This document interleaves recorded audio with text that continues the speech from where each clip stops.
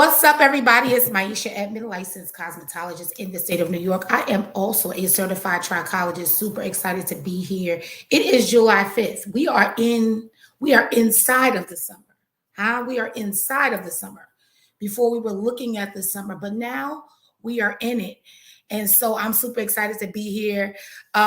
Just a bit of housekeeping.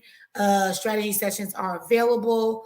Group mentorship is about to start, and the membership, the Trichology Business membership is definitely coming up. Hey now, what's going on? I am live on Instagram, Trichology_911. I'm also live on Facebook, Maisha Edmond, Trichology 911, and on YouTube, Maisha Edmond. So listen. I want to talk to you guys about how you doing. I want to talk to you guys about Trichology Business, right? And the reason why I always love to talk about Trichology Business, first of all, let me know where y'all coming from, okay? Because I'm going to start doing classes in different states, and so I want to know like where my people at, okay? So what was I saying? I don't even know. Yeah. So we all know about trichology. We know, well, if you're in Trichology Business, right? And if you are a person that is helping clients with hair loss and scalp issues and different things like that, we are in the business of helping those clients to get, over those issues, whether it's holistically or cranial prosthetics, or just certain treatments where they can take them and, have a little DIY if they come into you or whatever the case, right? But we never really deal with business. And I think that that's one of the things that really discourages us as trichologists, because we feel like it's just not working. Fairview Heights, Illinois, what's going on? So that being said, I really think that it is time for us to look at Trichology Business. I feel like I always say this, but I always teach the business behind the business of trichology. Trichology itself is a business, but there's a business behind it. There is a level of business that we can operate in that will bring us the money that we know that we deserve, because this is why we went to school, right? Because maybe you started as a regular stylist like me, and you're like, you know what, I feel like there's more to it. And I know that being a specialist in this area is really going to give me the lifestyle I want, as well as the opportunity to help other people, you know what I'm saying? The everyday woman, the celebrity, or whomever, right? So that being said, I wanted to just bring up some things that would help us in Trichology Business, right?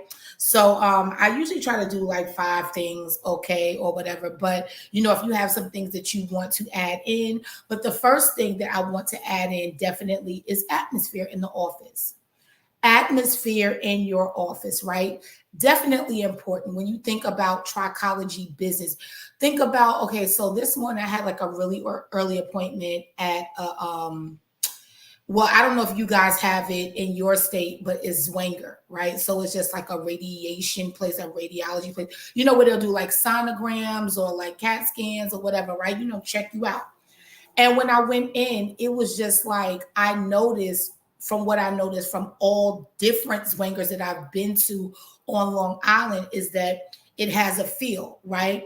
It's like, it's not extremely cold. It feels like inviting, but like, it's about business, and it's clean and it's minimalist. And, so I believe that your atmosphere matters, that the atmosphere of your place matters. So when clients come in to hey, how you doing? When clients come in to Edmond Trichology, right?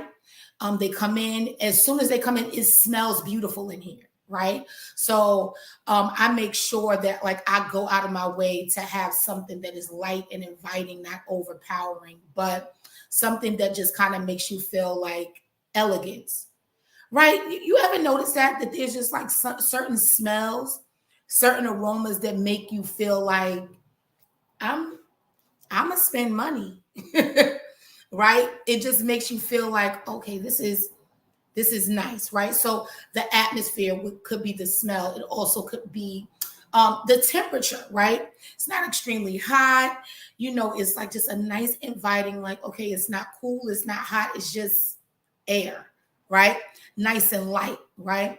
And then also you have like your other things, like, is there jazz playing? Like I usually play maybe instrumental jazz, something just really, really light, some soft classical, something, just to kind of get you in the mood, to relax, to feel, like, you're just not alarmed, but also that you like, okay, this nice, this might cost a few dollars, right?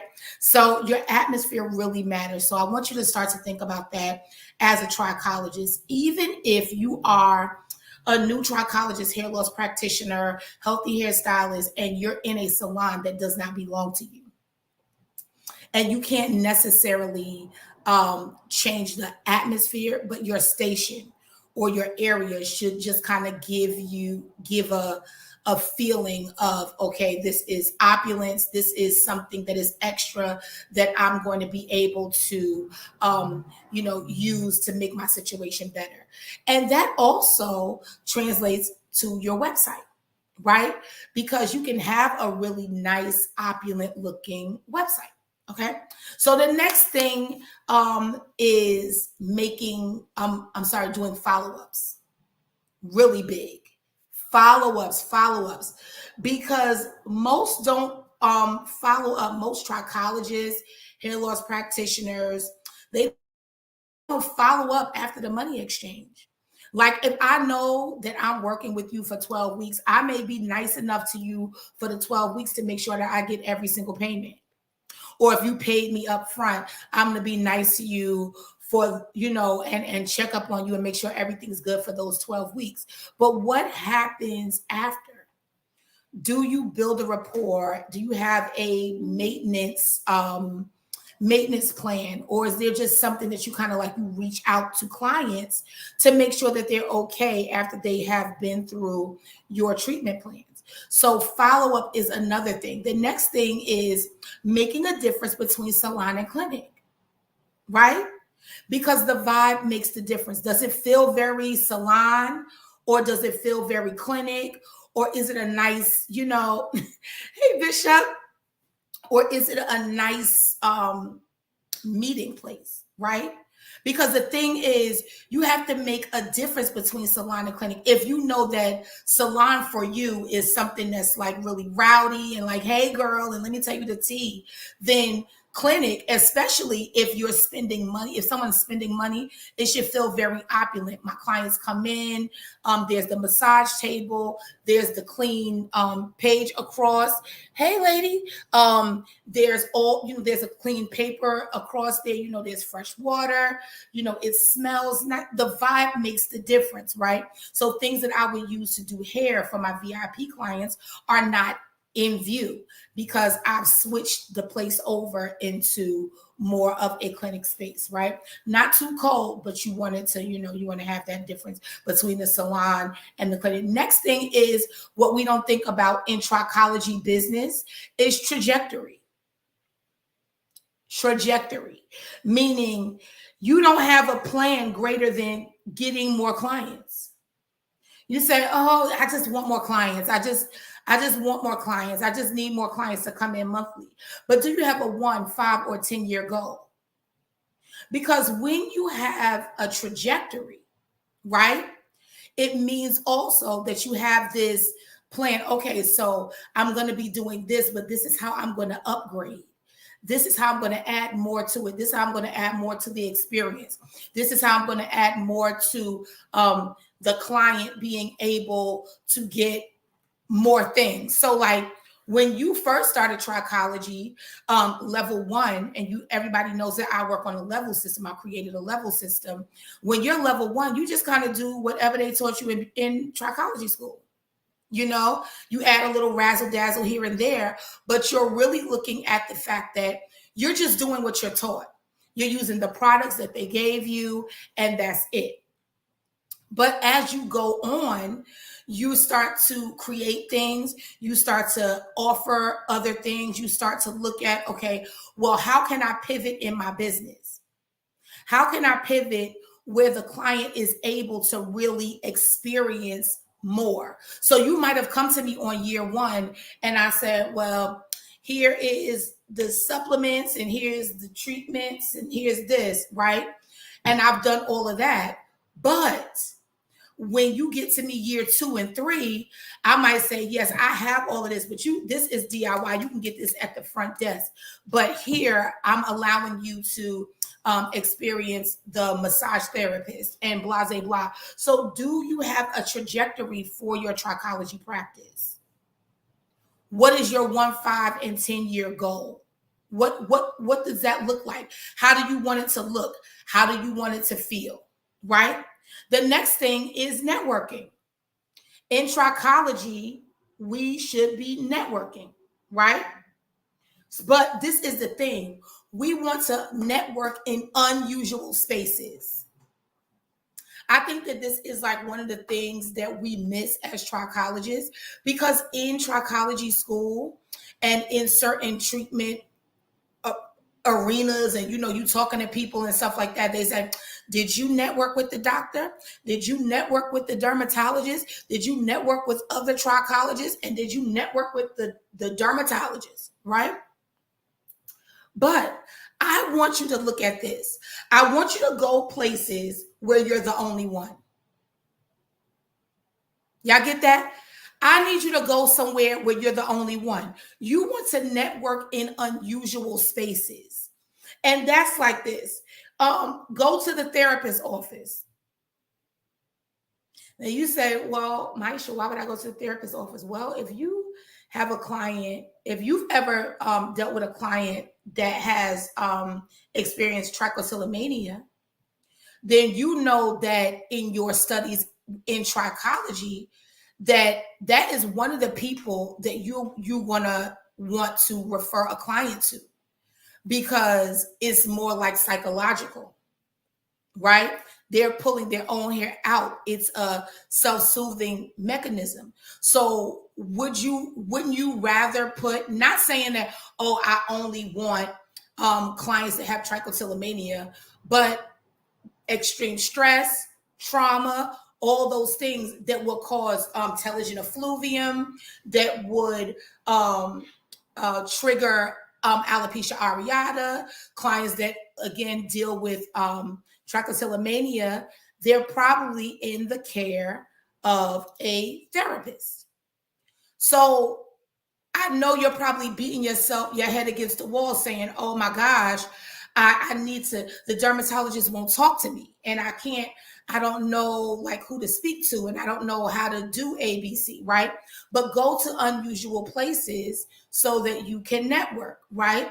Because they're probably like, okay, I could use people too. So when you are doing your full consultations and you deal with a client that, they're like, okay, I'm stressed out. And you look at the Zyto scan and you're like, okay, you got this going on, that going on.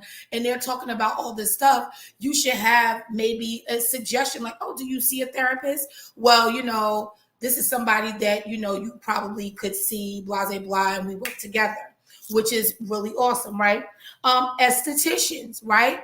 And, you kind of like will think about it like, okay, but look, skin is scalp. And scalp is also skin.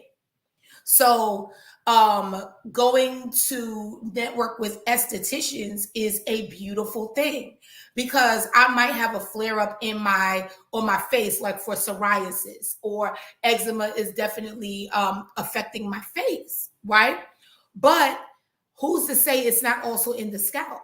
So they could go into the scalp and, add some little stuff, but you as a trichologist who has that extra level of expertise, you're going to do an even more thorough job helping that client. So then you share a client with an esthetician. Also, weight loss centers.